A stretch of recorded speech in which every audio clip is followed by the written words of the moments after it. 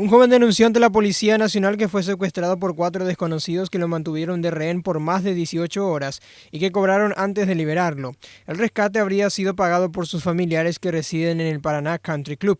La liberación fue en la zona del Puente Seco, en el barrio Don Bosco de Ciudad del Este. Él se dedica a la albañilería. ¿Por qué tendrían que secuestrarle a él? ¿Hubo un error de los secuestradores? Yo creo que fue error.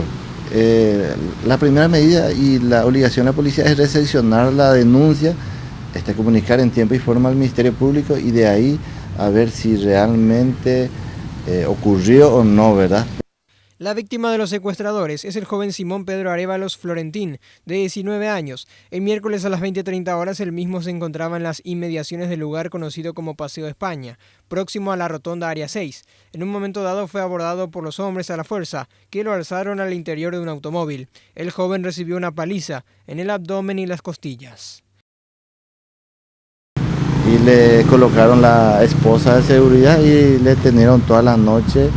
También le propinaron golpes en el rostro, en la parte del tórax lado izquierdo, en el muslo. A raíz de esos golpes, el paciente ahora mismo. Arévalos incluso fue amenazado de muerte si no se pagaba el rescate. Finalmente el joven quedó internado en el hospital de la Fundación Tesain para su recuperación.